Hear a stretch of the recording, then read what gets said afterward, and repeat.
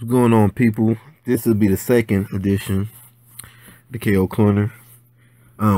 We have a lot to address this time. I've been getting numerous emails, texts, and calls about things people wanted me to address and talk on, and actually their opinions they wanted me to voice. But we're going to have to break this up into multiple KO Corners because there's a lot going on with fights, present and future.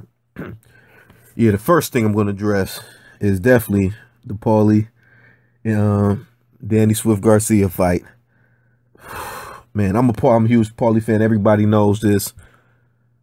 A lot of people don't like Danny, but it's not really Danny. It's his father that people had the problem with, Angel Garcia, and the fact that Danny has been given multiple gifts in fights. I mean, it is what it is. The Lamont Peterson fight, he lost clearly. The Herrera fight, he lost clearly. But he's still been given those fights. But that's neither here nor there. The Paulie fight. The main thing I noticed with Paulie, he couldn't get his right hand off for nothing. I mean, he was jab. He couldn't put any distance on that right hand. I mean, I don't know what it was. He couldn't time it, or he wasn't turning with the right hand enough. Maybe because he was, I forgot who it was, Teddy Atlas, I think it was. He brought up how flat-footed he was on his back foot. I know this for a fact. When I spar or whatnot, I can't get my right hand off if I don't have my foot cocked up where I can throw on the punch, twist all the way out and extend on the punch, how Vladimir does, Andre Ward does. So Paulie being flat-footed like that with his back foot all the way down, you really can't get any torque or any twist on the right hand. So maybe that's his problem. I don't know. But he couldn't get his right hand off of anything, and Danny basically just battered his body, and a lot of people question the stoppage. I mean, Paulie had no problems with it, but I think the ref was basically like, you're not going to win the fight. I don't want you to take any more punishment, because he wasn't getting rocked or anything like that. He wasn't getting dropped and multiple droppage, just taking a lot of abuse. But I guess the ref was cool with him. He was like, I don't want you to take any more abuse in front of your hometown. This might be the end of the road for you, so I'm just going to get you out of the fight and stop it, which I understand. Like I said, Paulie had no issues with it, so I don't. Just a lot of people were just confused by the stoppage, because most of the damage basically was done to his sides. His sides were bright red and battered. But with that being, a lot of people wonder, should he retire? I don't know. That's on Paulie. Of course, he can still fight, but can he fight how he used to? And is he motivated enough to fight? And he's going to have to work on certain things in this game, and whether or not he wants to put forth the effort to do that. Like I said, he's real comfortable commentating, so that's on him. The other fight that happened, hilarious. The Danny Jaoobs and Mora fight, the Latin Snake. The first round with the multiple knockdowns, man. I was getting texts and calls like, man, are you watching this? Yeah. The thing with Danny, I'm a huge Danny fan. A lot of people know this. Ever since he was rocking braids back in the day, knocking dudes out on ESPN. The main problem I see with Danny, when he goes for the kill, he leaves himself wide open. He admitted that with this fight, causing him to get dropped. Like he said, a dude dropped me with 9 knockouts. He was embarrassed by that. But it is what it is. It's boxing. You land the right punch at the right time. These are trained punches you're getting in there with.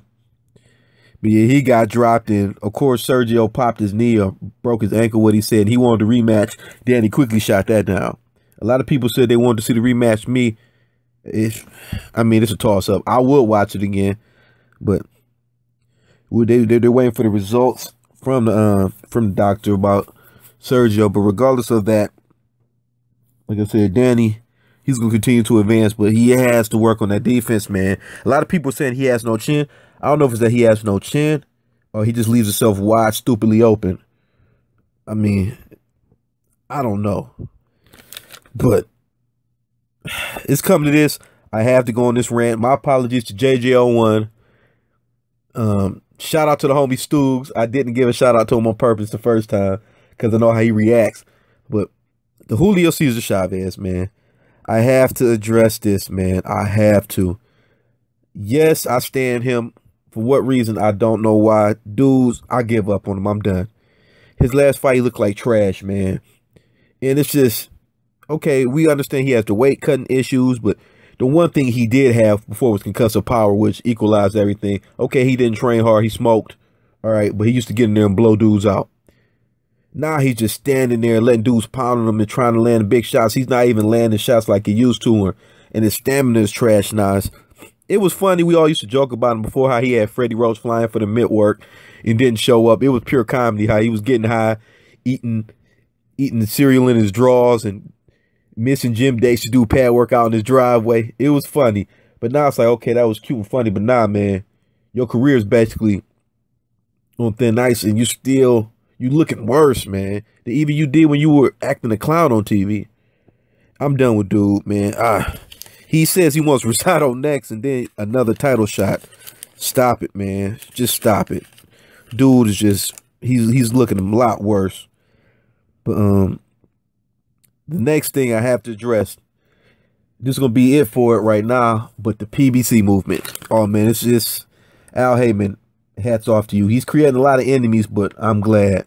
Like, he's bringing it back to the 80s and 90s where just huge fights, immediate fights. Like, I don't expect to see the Porter Broner for like another 1.5 to 2 years. And he's just making fight after fight, man. It's a beautiful thing. Like I said, he's taking over all the networks of having boxing on it, and it's a beautiful thing. It's a beautiful thing. And the fights he's making, man, it's just unexpected fights. Al, my hat's off to you. PBC is a movement. I look forward to it. And boxing's on regular TV. It's beautiful. People are watching. It's beautiful. Broner's next fight is not a... They must not like Broner when to get him out the way. He's fighting Provodnikov. When you got rough dudes, heavy hitting rough dudes like that, Broner doesn't do well when you rough him up. And this wasn't a wise fight. He needs to build his confidence back up, look good for the next couple fights. But they throwing dude to the wolves, man. And this isn't a good fight for him. Can he win? Yes. Can he outbox him? Yes. But he's going to take a lot of damage in the process, man. And he might not even come out with the win.